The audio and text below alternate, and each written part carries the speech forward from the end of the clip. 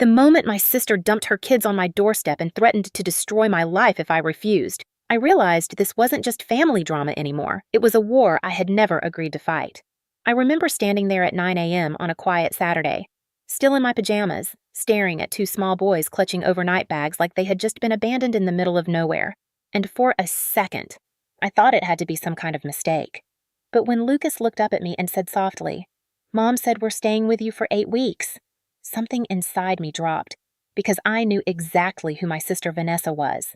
And this was exactly the kind of chaos she was capable of creating without a second thought. Growing up, Vanessa had always been the center of everything, the golden child in every sense of the word.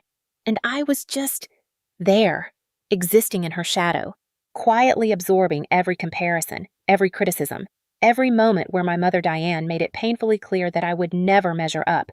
Vanessa was beautiful in a way that made people forgive her before she even opened her mouth, with thick curls and bright eyes that seemed to charm everyone, while I had inherited darker features and a quieter presence that my mother never let me forget was less. I can still hear her voice saying, "Why don't you try to look more like your sister," as if beauty was something I had simply failed to achieve out of laziness. And Vanessa didn't just enjoy that favoritism, she weaponized it, mocking me whenever I tried to improve myself, laughing if I asked for help, and tearing me down just enough to keep me exactly where she wanted me beneath her. That dynamic didn't fade as we got older, it calcified.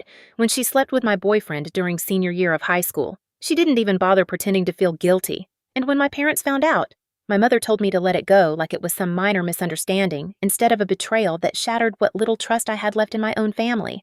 My father Robert stood there in silence, as he always did, avoiding eye contact, avoiding responsibility, avoiding me.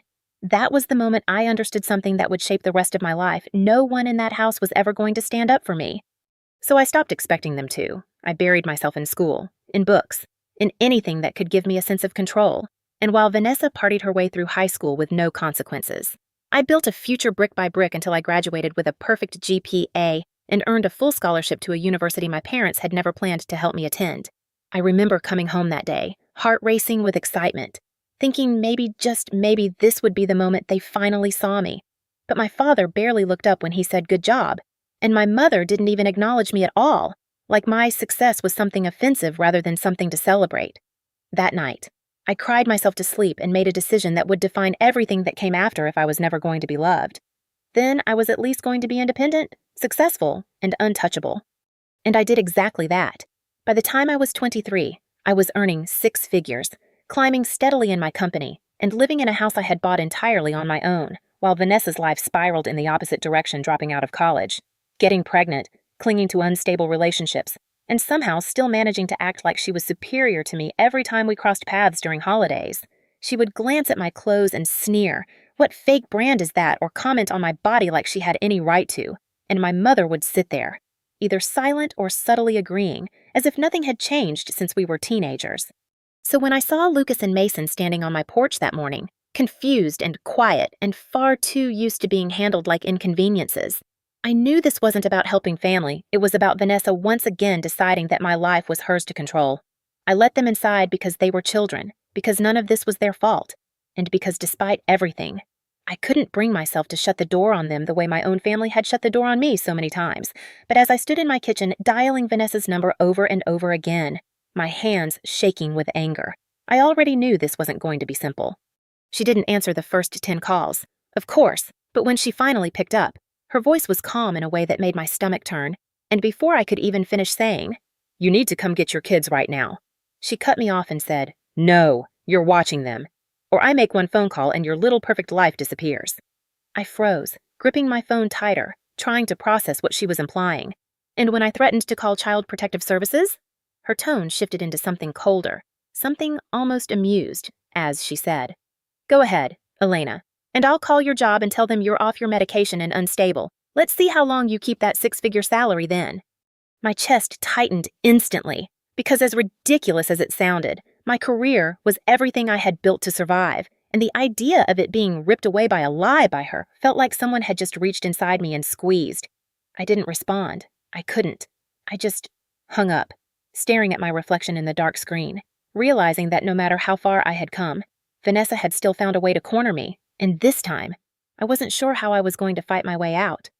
I stood there in my kitchen for a long moment after the call ended, my phone still clutched in my hand, my heart pounding so hard it felt like it might break through my ribs, because Vanessa had always been cruel. But this was calculated, and that made it infinitely more dangerous.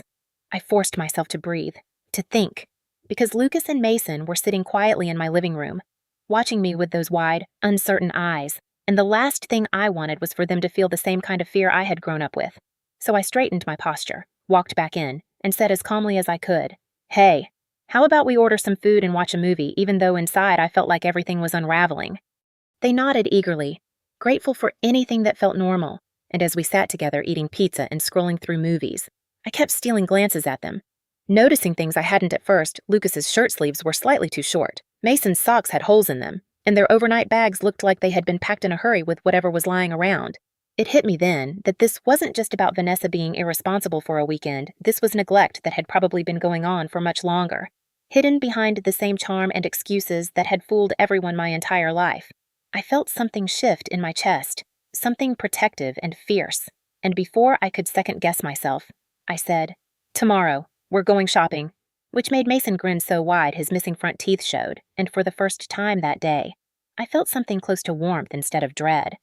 That night, after I tucked them into the guest room and made sure they were comfortable, I went upstairs and called Ethan, my voice breaking the second he answered because he was the only person in my life who had ever made me feel safe enough to fall apart. I told him everything, the kids, the threats, the blackmail, and he listened without interrupting, his voice steady when he finally said, "Elena, what she's doing is illegal on multiple levels, and you need evidence before she escalates this any further." I wiped my tears, trying to focus as he continued. "Call her again. Get her to repeat the threat, and record it. You need proof if she tries anything." The idea made my stomach twist, but deep down, I knew he was right, because Vanessa had never needed a reason to hurt me, and now she had motivation. The next day, I followed through with the plan, even though my hands were shaking as I dialed her number again, and when she picked up, I forced myself to stay calm, to guide the conversation back to where I needed it. I said, "I'm serious, Vanessa. I'm calling CPS if you don't come back." And just like that, she snapped, her voice rising as she spat. "Do it, and I'll tell your job you're unstable and off your meds. I'll ruin you. Elena, I swear I will." I kept her talking just long enough, letting her dig her own grave while my phone recorded every word, and when I finally hung up, I sat there in silence, staring at the screen, knowing that for the first time in my life, I had something she couldn't twist or deny. Later that day, I took the boys to the mall, and what was supposed to be a quick trip turned into something I hadn't expected at all, because the moment they realized they could pick out their own clothes, their entire demeanor changed. Lucas started asking questions about sizes and styles, trying to act older than he was, while Mason ran from store to store, his laughter echoing in a way that made my chest ache, because it was so clear they weren't used to being given choices. I bought them clothes that actually fit, shoes without holes, and before I knew it, I was handing them each a gaming console, unable to stop myself because the look on their faces, pure disbelief turning into joy, was something I had never experienced as a child and couldn't deny them now. On the drive home, Lucas grew quiet, staring out the window, and after a few minutes, he asked softly, "Why are you being so nice to us?" The question hit me harder than anything else had that day, and I swallowed before answering, "Because you deserve it." But he shook his head, his voice cracking as he said, "Mom doesn't act like that." And in that moment, I realized just how much damage had already been done. I reached over, squeezing his shoulder gently, and said, "Well, I'm not your mom, and you're safe here," even though I wasn't entirely sure how long that would remain true. That night, after dinner, I made the call I had been dreading, dialing CPS the second their office opened at 8 a.m. the next morning, my voice steady as I explained everything: how Vanessa had abandoned her children, how she had threatened me, how I had proof. The agent, Ms. Reynolds, listened carefully, and when I played the recording, there was a pause before she said, "We're opening an investigation immediately," and even though that should have made me feel better, all I felt was a wave of anxiety, because I knew Vanessa wouldn't take this lying down. I barely slept that night, and the next morning, when I got to work, my receptionist told me I had an urgent meeting scheduled before lunch, and I knew instantly what it was about. Sitting in that conference room, surrounded by supervisors who looked at me with concern and suspicion, I felt like my entire life was hanging by a thread, but I had prepared for this. When they explained that someone had contacted them about my mental health, I calmly opened my briefcase and handed over documentation letters from my doctor, my therapist, my psychiatrist, years of proof that I was stable, responsible, and in full control of my life.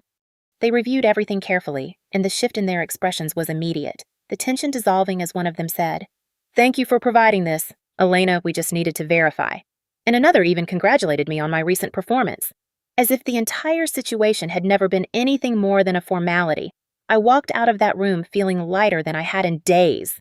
Because for once, Vanessa's attempt to tear me down had failed completely. As I sat in my car afterward, I couldn't help it, I called her, and the moment she answered, I laughed, telling her, "Nice try, but I'm still employed." And the silence on the other end before she exploded in rage was almost satisfying. But as she screamed that she was coming back and that I would regret everything, the laughter faded, replaced by a cold, creeping fear, because I knew my sister, and when she said she was coming, she meant it. By that night, the fear had settled into something heavy and constant, like a storm waiting just beyond the horizon. And no matter how much I tried to distract myself by cooking dinner with Lucas and Mason, or laughing at the way Mason insisted on putting extra cheese on everything, I couldn't shake the feeling that something was about to go very, very wrong. I checked the locks on every door twice before bed, set my phone to loud, and barely slept, my mind replaying Vanessa's voice over and over again saying she was coming back, because with her, threats were never empty, they were promises. The next morning at exactly 8 a.m., the storm hit. I was jolted awake by a violent pounding on my front door. Not knocking, but slamming, like someone was trying to break it down, and my heart leapt into my throat as I rushed downstairs, my instincts screaming at me not to open it. But when I peeked through the window and saw Vanessa standing there, I knew there was no avoiding this. The moment I cracked the door open, everything happened too fast to process, because before I could even speak, a massive man stepped forward and shoved me hard enough that I lost my balance and slammed into the floor, pain shooting through my shoulder as I gasped, completely stunned. Vanessa walked in like she owned the place, my mother Diane trailing behind her with that same cold expression I had seen my entire life, and the man Igor, as I would later learn, loomed in the doorway like a wall of muscle and silence. I scrambled to my feet, adrenaline flooding my system as I shouted, "Get out of my house!" But Vanessa didn't even look at me as she snapped her fingers toward the hallway and said, "Go get them." Her voice sharp and commanding like she was directing a scene instead of invading someone's home. Lucas and Mason had already come out of the guest room, their small faces pale with confusion and fear. And the second they saw what was happening, they rushed toward me, but Igor moved faster, scooping Mason up like he weighed nothing while grabbing Lucas by the arm. I threw myself forward, trying to pull Lucas back, yelling, "Don't touch them!" But Igor's hand came up so quickly I didn't even see it before my head hit the wall behind me, a burst of light exploding across my vision as I crumpled to the floor again, disoriented and helpless. Everything blurred together after that, the sound of Mason crying, Lucas shouting my name, my own voice screaming as I tried to get back up, but I couldn't stop them. Vanessa stood there watching it all with this detached, almost bored expression, like none of this was real, like it was just another inconvenience she needed to deal with.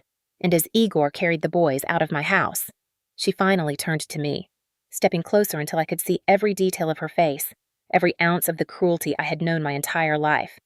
I looked up at her from the floor, my head throbbing, my chest heaving, and for a split second, I hoped that there might be some flicker of humanity left in her, but instead, she leaned forward and spat directly in my face.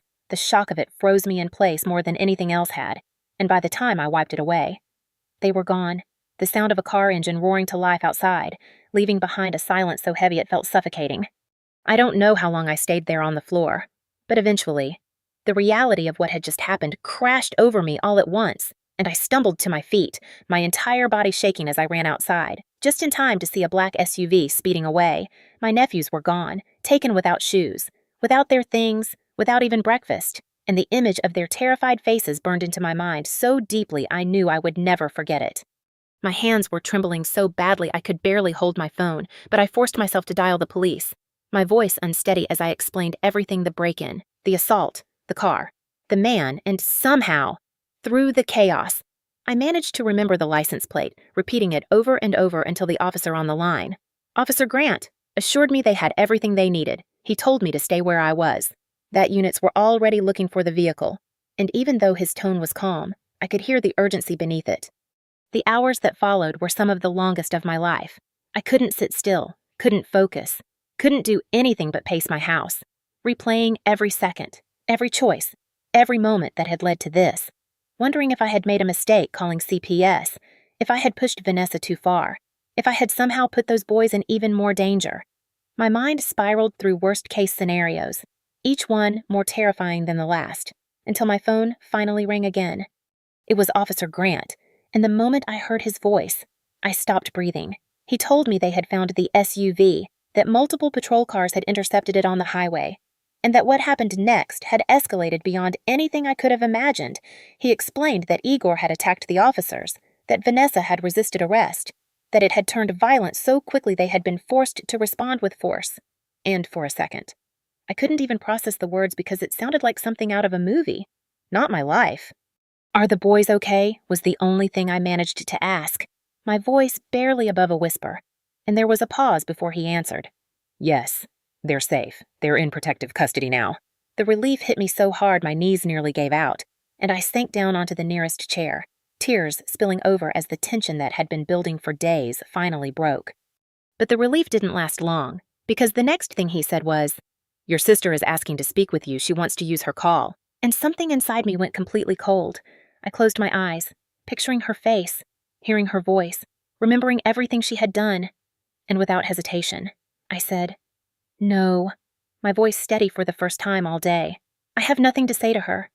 As the call ended, I sat there in the quiet, the weight of everything settling over me, and even though Vanessa was finally behind bars, I knew this wasn't over, not for me, and not for Lucas and Mason.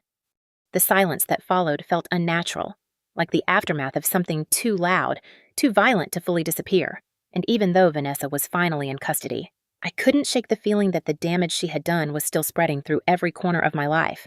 The house felt empty in a way it hadn't before, even though just days earlier I had been desperate for quiet. And I found myself walking past the guest room over and over, half expecting to hear Mason laughing or Lucas asking me a question, only to be met with stillness. I picked up the small plush dog Mason had carried everywhere and held it tightly, sitting on the edge of the bed as the reality of their absence sank deeper into my chest, heavier with every passing second. The next few days blurred together in a strange mix of exhaustion and restless energy, because even though the immediate danger had passed, nothing felt resolved. CPS had placed the boys into temporary protective care, and no matter how many times I called, begged, or explained that I was their aunt and the one who had been caring for them, I kept getting the same answer from Ms. Reynolds or someone in her department. The case is still under review. It didn't matter that I had reported everything, that I had evidence, that I had been the one they were with when all of this started. I was still just another name in the system, and the thought of them being somewhere unfamiliar, surrounded by strangers, made my chest ache in a way I couldn't ignore. At the same time, my life refused to pause, and the trip to Australia that I had planned for months loomed closer with every passing day. It felt almost wrong to even think about leaving, like I was abandoning them all over again. But I also knew that canceling would cost me more than just money. It would damage something important with Ethan and his family, something I had been building carefully, something that felt like the only healthy relationship I had ever had. I spent hours pacing my living room, going back and forth in my head, weighing guilt against logic, until eventually I forced myself to accept a truth I didn't want to admit. I couldn't control what happened to them right now, but I could still show up for the life I had fought so hard to build. The morning of my flight, I sat at the airport at 7 a.m. with a drink in my hand, staring down at my phone as I scrolled through the photos I had taken of Lucas and Mason at the mall, their smiles frozen in time, their happiness so genuine it made my throat tighten. I told myself I wouldn't cry again, that I needed to hold it together, but the tears came anyway, quiet and steady, until I finally wiped them away and whispered under my breath, "I'll fix this," even though I didn't yet know how. Australia felt like stepping into another world entirely, one where the chaos I had just lived through didn't exist, where the air felt lighter and the pace of life slowed just enough for me to breathe again. The moment I saw Ethan waiting for me at the airport, his face lighting up as he ran toward me and pulled me into his arms, something inside me softened in a way I hadn't realized I needed. He held me like I was something fragile and important, like I mattered, and for the first time in weeks, I felt safe. The days that followed were filled with moments that felt almost surreal in their normalcy, meeting his parents, who welcomed me with warmth and genuine interest, exploring places so beautiful they didn't seem real, and laughing in a way that felt effortless instead of forced. One afternoon, Ethan took me on a hike to a hidden waterfall, and we spent hours there, swimming, talking, and forgetting everything else. And as I leaned against him, listening to the sound of the water, I realized how different this life was from the one I had grown up in. There was no tension, no comparison, no feeling of being less than just peace. But no matter how far away I was, the reality waiting for me back home never fully left my mind. It lingered in quiet moments, in the spaces between conversations, in the way my thoughts would drift back to Lucas and Mason without warning, and by the time my trip ended, I knew that whatever came next, I wasn't going to walk away from them. When I returned home, the weight of everything came rushing back immediately, and within 2 days, I found myself sitting in a police station, filing formal charges against Vanessa and my mother for breaking into my home and assaulting me. Saying it out loud, recounting every detail, made it feel real in a way it hadn't before. And even though part of me knew people might judge me for taking my own family to court, I didn't hesitate, because they had crossed a line that couldn't be ignored, and more importantly, I needed to prove that I could protect those boys. The CPS investigation dragged on longer than I expected, each update vague and frustrating, until one afternoon, nearly a month later, I finally got the call I had been waiting for. Ms. Reynolds informed me that Vanessa's parental rights were being challenged, that the court would be involved, and that if any suitable relatives stepped forward, they could petition for custody. I didn't even let her finish before I said, "I'll do it," my voice firm, because there was no question in my mind anymore this wasn't just about helping them. This was about bringing them home. And as I hung up the phone, the fear that had been driving me for weeks shifted into something else entirely: determination. From the moment I filed for custody, my life transformed into a relentless cycle of court dates, paperwork, and emotional endurance, but for the first time, every ounce of effort felt purposeful, like I was finally fighting for something that mattered more than just surviving. The first hearing I attended wasn't even for custody. It was for the charges I had filed against Vanessa and my mother, and walking into that courtroom felt surreal, like stepping into a final confrontation I had been building toward my entire life. I saw Vanessa sitting there, her posture tense, her expression already twisted with anger, and for a brief moment, our eyes met, and I felt that same cold familiarity wash over me. The same hatred she had always carried now sharpened into something even more dangerous.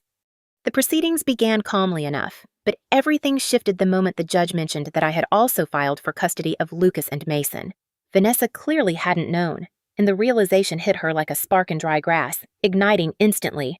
I watched as her body stiffened, her head turning slowly toward me, and before anyone could react, she snapped, screaming my name as she lunged across the courtroom like something feral and unhinged. It happened so fast that I barely had time to brace myself before she was on me, her hands clawing at my face, her nails digging into my skin as she tried to pull my hair out in handfuls, and I could hear people shouting, chairs scraping, the chaos erupting around us as the bailiff rushed in to pull her off. Even as they dragged her away, she managed to sink her teeth into my forearm with a force that made me scream. The pain sharp and immediate, and when she was finally restrained, her eyes were wild, her voice hoarse as she shouted insults and threats, completely oblivious to the fact that she had just destroyed whatever chance she had left at salvaging her life. I sat there shaking, clutching my arm, watching as the courtroom fell back into order. And in that moment, I knew something had shifted permanently. This wasn't just a family dispute anymore. This was undeniable proof of who she really was. What followed was not quick or easy. The legal process stretched on for nearly 2 years, each step dragging out longer than I thought possible, with criminal charges stacking against Vanessa one after another: assault, child endangerment, resisting arrest, and more, and every hearing revealed just how deep her instability ran. She fought everything, denied everything, lashed out at anyone who challenged her, but it only made things worse. And eventually, the weight of her actions caught up to her in a way that even she couldn't escape. When the final verdict came, sentencing her to spend the rest of her life behind bars, I didn't feel triumph the way I thought I would. I felt something quieter, something heavier, like the closing of a chapter that had defined me for far too long. My mother, Diane, avoided prison only by turning against Vanessa in court, her testimony full of tears and excuses, painting herself as a victim of Vanessa's behavior rather than the person who had enabled it for decades. Watching her on the stand was almost surreal, because for the first time in my life, she wasn't protecting her golden child, she was abandoning her. But whatever satisfaction that might have brought was overshadowed by a deeper realization it didn't change anything between us. It didn't undo the years of damage, the neglect, the cruelty. And as I sat there listening to her speak, I knew with absolute certainty that this would be the last time I ever saw her. The custody battle was its own war entirely. Lucas and Mason's father, Derek and his family entered the picture, suddenly fighting for custody despite having been largely absent from the boys' lives, and their involvement complicated everything. Stretching the process out even further, there were evaluations, home visits, interviews, and countless moments where I felt like I was being scrutinized under a microscope.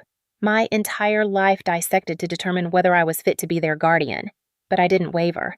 I showed them everything: my home, my stability, my work, my commitment, and more than anything, I showed them how much those boys meant to me. There were nights when I lay awake wondering if it would ever end, if I would ever get to bring them back home, and days when the waiting felt unbearable. But I held on to the memory of their faces, the way they had looked at me with trust and hope, and I refused to give up, because this time, I wasn't fighting for approval or validation, I was fighting for them. And then, finally, after nearly 2 years of uncertainty, the decision came. I was granted full custody. I remember sitting there in the courtroom as the words sank in, my heart pounding, my hands trembling, and for a moment, everything else faded away: the years of pain, the chaos, the fear, all of it replaced by one overwhelming truth: they were coming home. The day I brought Lucas and Mason back to my house is something I will carry with me for the rest of my life. The moment they walked through the door, their eyes wide as they took in the rooms I had prepared for them, their faces lit up in a way I had never seen before. And when Mason spotted his little plush dog sitting on the bed, he ran straight to it before turning and throwing himself into my arms. Lucas followed, wrapping his arms around both of us, and as they held on to me, crying and laughing at the same time, I felt something inside me finally settle, like a piece of my life had clicked into place. Lucas pulled back just enough to look at me, his eyes still wet as he smiled and said, "I knew it. Auntie, I knew you'd come back for us," and I couldn't stop my own tears as I held them tighter, whispering, "I'm not going anywhere." If this story meant something to you, if it made you feel anything at all, don't forget to like, share, and subscribe, and tell me in the comments what you would have done in my place. Because sometimes the hardest battles are the ones we never asked to fight.